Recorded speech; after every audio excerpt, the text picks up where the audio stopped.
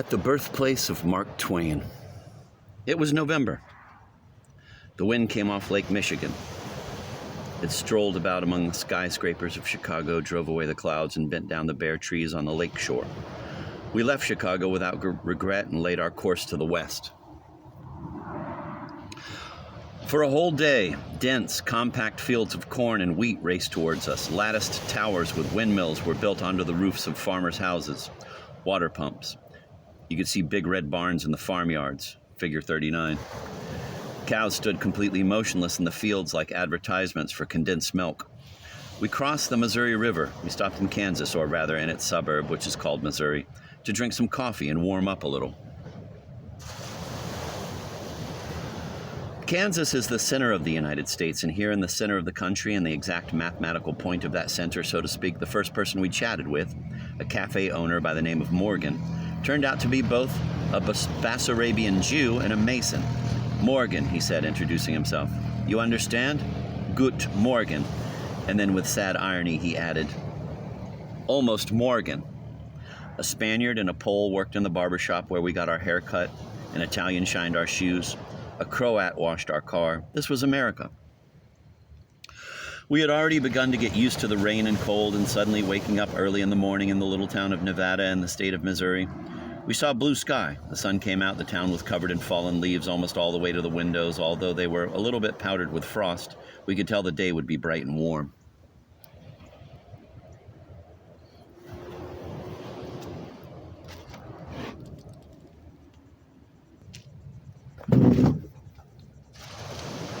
There are 4 true signs according to which Americans can determine with no mistake that the genuine West has actually begun. The announcements advertising hot dogs, which means hot sausages, dark New York humor, disappear from the windows of little restaurants and drugstores, and the sign barbecue appears, advertising pork sandwiches. Next, the used automotive oil, which in the extravagant East is usually just poured out, is sold in the West to farmers for smearing their pigs with, a preventative measure used only out west to protect them from insects. Then ancient automobiles appear, among which the latest novelty of 1910 doesn't look too bad. And finally, instead of the optimistic all right and okay, you hear the no less optimistic but purely local you bet in the conversational speech of the denizens of the West. The signs were right. Evidently, the West really had begun. We were driving out of winter and getting closer to summer, like a film strip shown backwards. Pink, yellow, and even green foliage began to appear on the trees.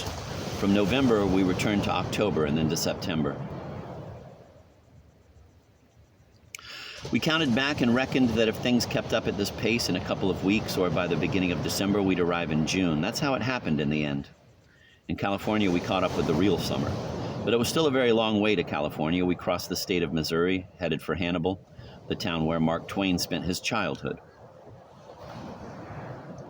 At the intersection of 3 roads next to a small clapboard cafe, there was a signpost to which arrows with the names of towns were fastened. Apart from direction and distance, these arrows showed that in the West, just like in the East, the population selects the most beautiful and majestic names for their towns. It was pleasant to find out that there were only 42 miles to Edina, 66 to Memphis, 44 to Mexico, and just 17 to Paris, figure 40.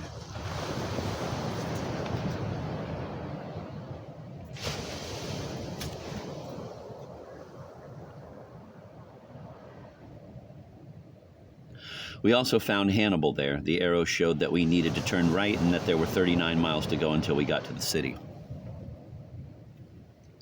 And as a matter of fact, after exactly 39 miles, Hannibal appeared. At the entrance to the town stood a large sign announcing that the great humorist Mark Twain had spent his childhood here, and that in the town could be found Mark Twain's old house, a park with a view of the Mississippi River, statues, caves, and so forth. Figure 41.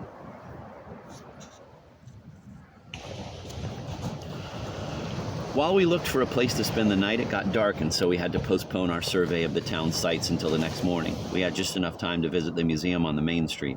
It was a temporary museum built during the centenary celebration of Mark Twain's birthday. It was located in the building of a bank called the Hannibal Trust Company, which, in a fortunate coincidence, had gone under not long before the anniversary. The rudder wheel of a riverboat hung above an enormous fireproof safe, alas, empty for the rest of time. Mark Twain had spun just such a wheel when he sailed the Mississippi as a youth. There were also a few photographs, the bed in which the writer died, brought in specifically for the Jubilee, his papers, and first editions of his books. One has to assume that in the days when the Hannibal Trust Company was at its peak, many more people came here. In the morning, we set off to walk around the town, which, an amazing thing for America, is famous neither for automotive manufacturing like Detroit nor for battles and bandits like Chicago. What made it famous were the literary characters of the adventures of Tom Sawyer, the dearest and jolliest adventures that ever existed in world literature. So this is what it's like, the town of Hannibal, the town of Tom Sawyer, and Huck Finn. As in all small towns in America, there were almost no people on the streets. But when we did come across some, they were genuine Twainian types, figure 42.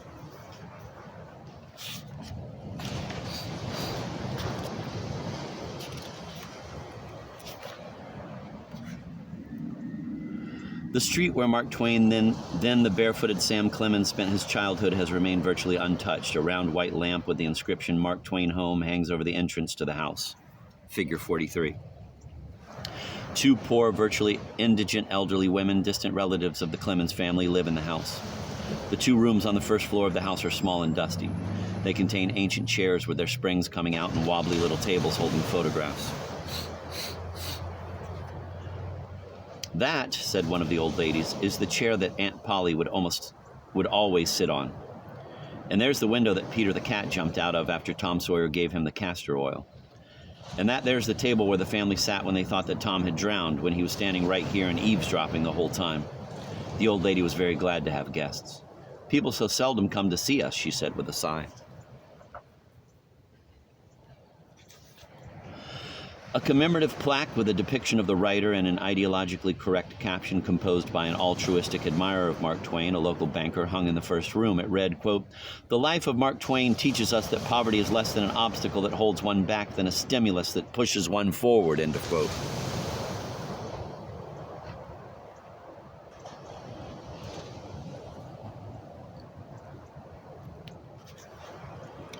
However, the appearance of the poverty-stricken, forgotten old ladies eloquently refuted this fine philosophical concept. Next to the little house, there was a fence, a replica of the one Tom Sawyer allowed his friends to paint in exchange for an apple, figure 44.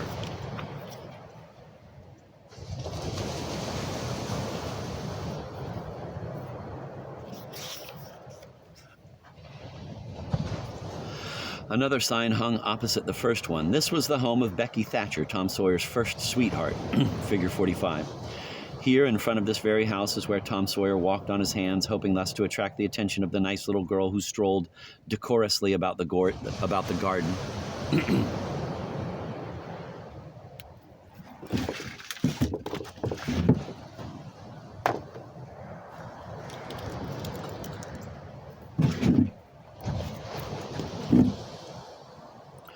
And that little girl, who actually did exist, turned into a woman, got married to a lawyer apparently, and then grew old in Hannibal. And in 1915, she looked like this, figure 46.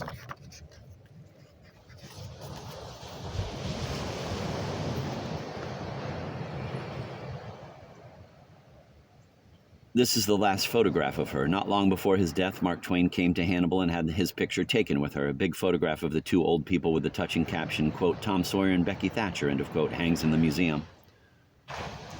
There was also an Indian living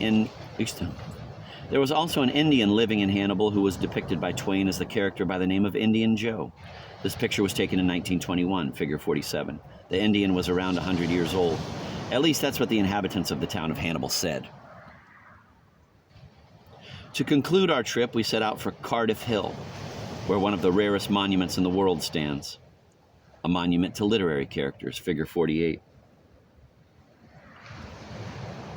Tom Sawyer is on the right.